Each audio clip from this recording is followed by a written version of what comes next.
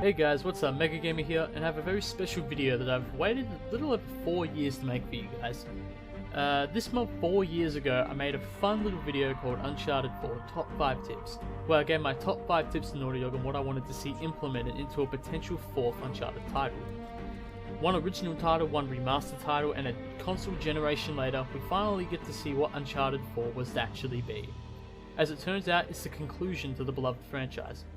Having beaten Uncharted 4 multiple times over the last couple of weeks since release, I have many things to say about it, mostly highly positive. I mean, after all, it is a next-gen Naughty Dog game. But in today's, hopefully short video, we're just going to reflect on my original top 5 tips that I made well before the PlayStation 4 was even a reality. These were discussed in my attempt to help make Uncharted 4 the best in the series. Here's a link to the original video right now. Alright, up to date? Cool. So let's begin and see just how on point 14-year-old Mega Gamer was with his predictions. Tip number 1, make Uncharted 4 a PS4 launch title. Now while the game certainly wasn't a launch title, and thank God it wasn't, it was absolutely a PlayStation 4 game, and it was absolutely worth it. This game is unbelievably gorgeous thanks to the next-gen system's power. Seamlessly transitioning from cutscene to gameplay only helps the immersion of the story Naughty Dog is trying to tell here, and it's the little things like that that let you know Uncharted 4 belongs to this console. While it's kind of ridiculous to think of Uncharted 4 as a PS3 title at this point, you have to remember the possibility was certainly there back in early 2012. After all, The Last of Us wasn't even close to releasing at this point. Tip number 2, take your time with it, and don't show too much before release. Typically every Uncharted title has had a 2-year gap between releases. This Uncharted released after more than double that time at roughly 4.5 years after its predecessor.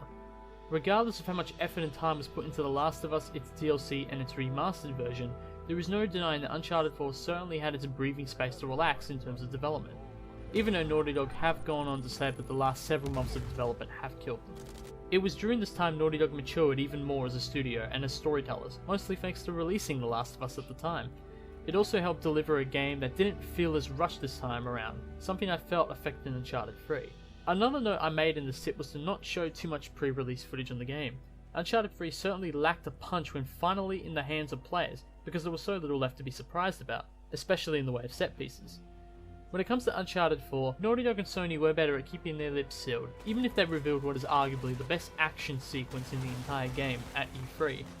We had gotten 2 15-minute gameplay clips, a total of 30 minutes out of a 15-hour game shown to us well before release, and very little else. Even a proper story trailer didn't surface until the last couple of months, at which Sony upped the hype machine and began showing quite a bit more footage. While it's a tricky balance to hype sequence but show enough to actually sell your game, there's no denying that a good chunk of that hype comes from the viewer themselves. It's up to Naughty Dog and Sony to carefully balance what they show, and up to the customer to know how much they actually want to see of it. Either way, they sure as shit did a better job with this than Uncharted 3's marketing. Tip number 3, make your treasure system more like Golden Abysses. Now my original request was to make the treasure system specifically more like Golden Abysses. It would have worked better in my favour to simply just ask to enhance the system in general. Thankfully that's what they did, to some extent. Uncharted 4 still has the blinking lights scattered around the game that represent collectible treasures, 109 of them to be exact this time around. However, there is more to Uncharted 4 than just this. Lessons learnt from The Last of Us, Naughty Dog have included more variations of things to do and collect throughout the chapters. Added to your digital checklist this time include journal notes, interesting sights to see in the game's world, and optional conversations. Nate's journal this time around has more of a practical use, acting as a home to lost pirate letters and drawings of historical sightings. These add small yet important layers into completing the game's checklist. Why is this important, you ask? Not only because it gives the player more to do in a dynamic way, but it also adds into the believability of the world. Seeing Nate physically note down things into his journal only helped the immersion, and it's a cool little detail, the same kind of little details that Naughty Dog consistently get right in their games.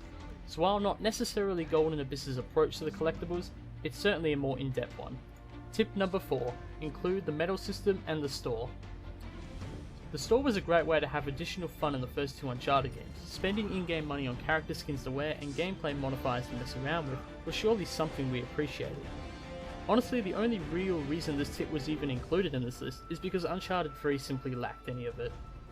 No medals to include, no in-game store to buy fun goodies with, it was quite a disappointment to boot the game up to see them not there. Now the PS4 Nathan Drake collection did fix this issue by bringing these unlockables back into Uncharted 3. which did help the wounds. But was Uncharted 4 to suffer the same fate? For the most part, no. Alas, the medal system is again absent from Uncharted 4, but it is hardly missed this time around because of the other options offered to us. Uncharted 4 indeed has a single player store in which to buy gameplay tweaks, weapons and character skins. The character skins this time around actually affect the AI company that you keep, so while you can't actually play as Sully, you can have the Sully that's sitting next to you wear any costume he's worn at some point in the game. It's a cool addition, and thanks to the 100% in-game real-time cutscenes, these costumes translate through literally the entire game. It doesn't end there, however. A new group of bonuses are introduced as well, render modes. Render modes literally alter how the game world looks, and in some seriously awesome ways. From having your game look like it was ripped right out of Telltale's hands by having the whole game look cel-shaded, to playing the game in 8-bit mode to negative land and even rainbow coloured land. It's really fun to explore these while playing. Tip number 5, add more exploration and freedom. The final tip was to add more freedom and room for exploration in sections of the game. Check and mate. With entire chapters that almost play as an open world, letting you drive through the whole of it, it's easy to see Naughty Dog have seriously expanded the playground for Nathan Drake this time around. Not only just for general exploration, but even the encounters. Encounters such as the jungle fight presented at PSX are so well designed and simply much bigger, it's hard to argue that the game is just too linear anymore, because at times it definitely isn't. When I made this my final tip, I didn't realize just how much space we would actually be given. So to sum up, a good chunk of my tips actually hit home when it came to Uncharted 4. There may be some specifics like the Golden Abyss similarities or the game being a launch title that are off, but in those cases I'm glad Naughty Dog didn't go with these.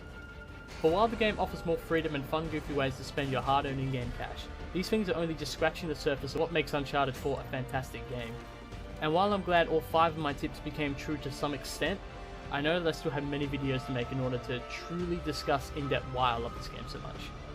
Thanks for watching, I'm Mega Gamer, and stay tuned for more videos on Uncharted 4 A Thief's End.